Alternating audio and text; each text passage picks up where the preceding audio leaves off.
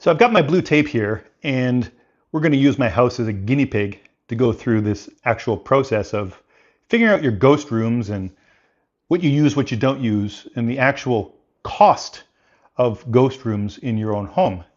You need to think about it as a square footage percentage point of view. If you have a bedroom that's say 10 feet by 10 feet, that's 100 square feet, and you pay to heat that room, you pay to maintain the home for that room, you clean that room, you look after that room. What's it costing you? It could be a spare bedroom that you maybe use once every couple of years. There's a direct cost to those things. Not just an emotional cost, but an actual physical cost. And today I'm going to use my house as a guinea pig, and we're going to go through and show you what, when you mark a ghost room, why you might want to do that. We're going to have a look at other items in the house. For example, my basement full of boxes. This should be fun. My basement is a crawl space, so I can't even stand up down there. But I guarantee you I've got boxes down there that are going to get blue tape on it. But just keep in mind that I'm not just a realtor that buys and sells houses and helps you through that process. I'm also here to help you through this process, deciding whether or not it's the right time to consider right-sizing. This isn't a process about making decisions. It's about asking the right questions. The answers to those questions will help you make the decisions. Is right-sizing something you should put on the table? Or you're not quite ready for that move yet, and you're perfectly fine for the next few years? The peace of mind is you have a process and something to go through to help you decide whether or not right-sizing is something you should look at. And you can do this as often as you like. And each time you do it, your answers may change. All right, so I'm here from beginning to end. So let's start with the blue tape. Okay, so here I am with my blue tape in my house. I'm actually going to use my daughter's room as an example. She still lives here, but let's face it, I never go in the room, so I'm going to call it a ghost room because eventually at some point she won't be there. But anyway, so go through your home, go through each of your rooms and kind of have a look at them and ask yourself questions. How often do I go in this room? Have you been in there in the past 6 months? What was the reason that you went in the room? Was it to actually use it? Or was it to find something that you left in there or to clean it? And of course my dog is going to, here he is. Kovaci. My dog is going to interrupt my video, of course. But anyway, so I'm going to use my daughter's room. So we walk up to the room, very simple. Take a piece of my tape, stick it on the door, and that's it. It's very simple. So the whole idea of this isn't to make decisions. It's just to give you a clue as to which rooms in your home you're using and which ones you're not, and maybe you should visit those questions. Do I need to have that room? Do I not need to have that room?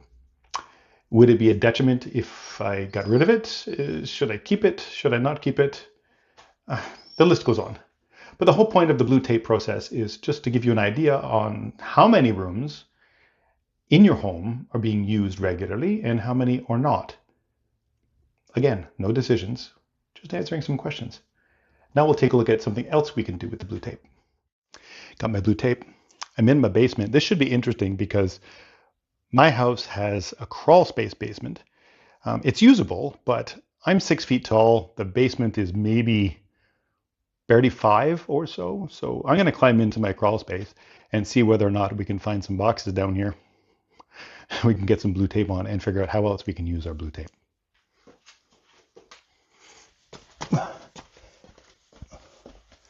The number of times I've smacked my head in this basement is absolutely ridiculous. Note to self, if you're tall, never buy a basement that's short. Alrighty, so as we can see, you can see this. There we go. Look at all the boxes I've got down here. All kinds of stuff.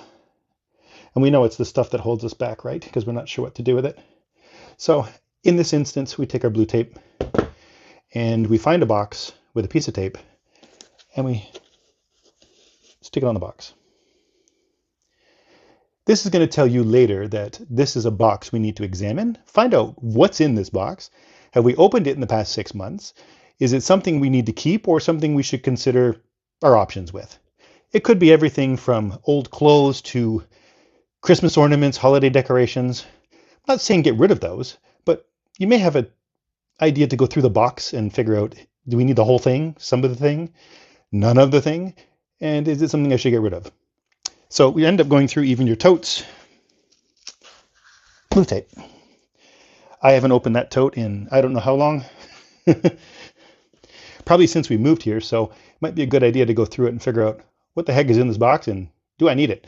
So take your blue tape, go around your house. Put blue tape on anything that you're not sure if you actually need. You don't need to make a decision. No decisions. Just tag the boxes. And then in your mind, you can see the sea of blue tape and say to yourself, we've got some thinking to do. Anyway, have fun in your basement. I'm going to get out of here before I smack my head and really hurt myself. And I'm back. I didn't use much tape, but I'm pretty sure you'll use more tape than I will. But the 5-step logistics checklist, I have this on my website, rightzizingblueprint.ca, and it helps you go through this entire process of going through your home, going through your stuff, and figuring out, do I need to visit this conversation? Like I said, I'm not just your realtor helping you buy and sell homes. Yes, that's what I do. But I firmly believe that I should be here to help you with more than just that. So I'm going to help you from the very beginning all the way to the very end. You're fully moved in. Your home is the way you want it. Your previous home is sold and you have the equity from it. You've reduced your maintenance costs. You've reduced your cost of the ghost rooms. You're living the lifestyle you want, your choice, when you want to choose it. All right? I believe that 100%. This is the value I bring to the table. This is why I'm different than most other realtors. This is why I include your move. No charge to you.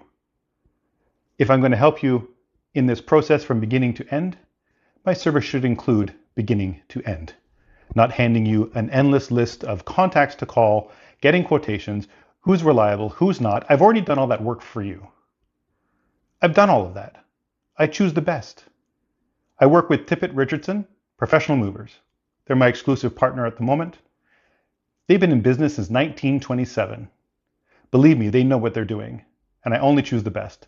Because at the end of the day, I want you to be happy with your choices and where you've been. And hopefully, if I'm one of those choices, you're happy with me as well.